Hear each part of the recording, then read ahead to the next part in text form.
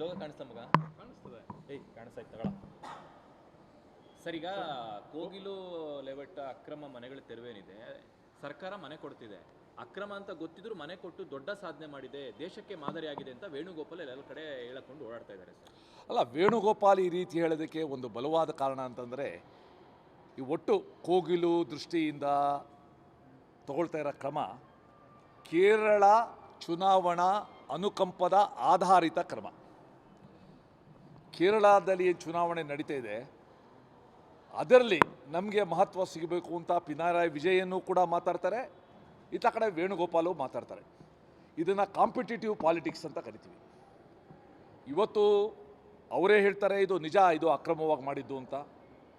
ಮತ್ತು ಸರ್ಕಾರ ಮತ್ತು ಡಿ ಕೆ ಶಿವಕುಮಾರ್ ಎಲ್ಲರೂ ಹೇಳಿದ್ದಾರೆ ಅಲ್ಲಿ ಕಸ ಹಾಕೋಕ್ಕೋಸ್ಕರ ನಮ್ಮ ಅನ್ಯೂಸ್ಡ್ ಕ್ವಾರಿನ ನಾವು ಕೊಟ್ಟಿದ್ಬೋದು, ಅದು ಭಾಳ ಅಗತ್ಯ ಇತ್ತು ಅಂತ ಇವತ್ತು ತೆಗೆದಾಕಿದ್ದಾರೆ.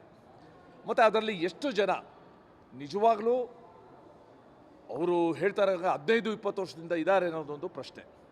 ಅದು ಯಾವುದು ಕೂಡ ಗಣನೆಗೆ ತಗೊಳ್ದೇನೆ ನಾವು ಇವ್ರಿಗೆಲ್ಲ ಮನೆ ಕೊಡ್ತೀವಿ ಅಂತ ಹೇಳಿರೋದು, ಇದು ಕಾಂಗ್ರೆಸ್ ನಾಯಕತ್ವನ ತುಷ್ಟೀಕರಣ ಮಾಡೋಕ್ಕೆ ಹೋಗ್ತಾ ಇರುವ ಸರ್ಕಾರದ ನೀತಿ. ಇದರಿಂದ ನಿಜಕ್ಕೂ ಕರ್ನಾಟಕದಲ್ಲಿ ಕರ್ನಾಟಕ ಜನ ಯಾರು ನೈಜವಾಗಿ ಸಂತ್ರಸ್ತರಾಗಿದ್ದಾರೆ ಅವ್ರಿಗೆ ಕೊಡದೇ ಇರುವ ಮನ್ನಣೆನ ಕರ್ನಾಟಕದ ಸಂತ್ರಸ್ತರಿಗೆ ಕಣ್ಣಿಗೆ ಸುಣ್ಣ, ಕೇರಳ ಮೂಲದವ್ರಿಗೆ ಬೆಣ್ಣೆ, ಇದು ಈ ಸರ್ಕಾರದ ಕಾಂಗ್ರೆಸ್ ಪಕ್ಷದ ನೀತಿ. ಇದು ನಾನು ಮೊದಲೇ ಹೇಳ್ದಂಗೆ ಇದು ಕೇವಲ ವೋಟ್ ಬ್ಯಾಂಕ್ ರಾಜಕಾರಣಕ್ಕೋಸ್ಕರ ಕೇರಳ ಚುನಾವಣೆಯಲ್ಲಿ ಅನುಕೂಲ ಆಗಲಿ ಅನ್ನೋಕ್ಕೋಸ್ಕರ ಮಾಡ್ತಾ ಇರೋದು. ಇದು ನ್ಯಾಯಯುತ ಹೆಜ್ಜೆ ಇಲ್ಲ. ಒಂದು ಅಕ್ರಮವನ್ನು ಈ ರೀತಿ ಸಕ್ರಮ ಮಾಡೋದು ಕೂಡ ಸರ್ಕಾರದ ಅಕ್ರಮ ನೀತಿ ಅಂತ ಹೇಳಕ್ಕೆ ಇಷ್ಟಪಡ್ತೀನಿ. ಸರ್, ಯಾವಾಗ ಮನೆ ಕೊಡಲಿಕ್ಕೆ ಮುಂದಾದ್ರು 187 ಇದ್ದಂಥ ಸಂತ್ರಸ್ತರ ಸಂಖ್ಯೆ ಈಗ 300 ಗಡಿ ದಾಟಿದೆ.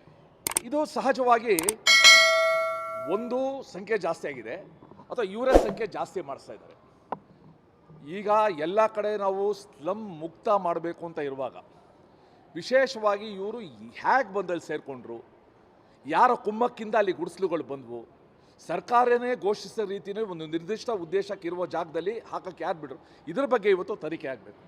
ಅದನ್ನು ಬಿಟ್ಟು ನಾವು ಬಂದವ್ರಿಗೆಲ್ಲ ಕೊಡ್ತೀವಿ ಅಂತ ಒಂದು ಗ್ರೀನ್ ಸಿಗ್ನಲ್ ಕೊಟ್ಟರೆ ಇವ್ರು ಇವತ್ತು ಗೇಟನ್ನು ತೆಗ್ದಂಗೆ ಆಗುತ್ತೆ. ಫ್ಲಡ್ ಗೇಟ್ಸ್ ಅಂತ ಏನು ಹೇಳ್ತೀವಿ ಅದನ್ನು ಇನ್ನೂ ಹೆಚ್ಚು ಬೆಲೆನ ಸರ್ಕಾರ ಮತ್ತು ರಾಜ್ಯದ ತೆರಿಗೆದಾರ ತೆರಬೇಕಾಗುತ್ತೆ.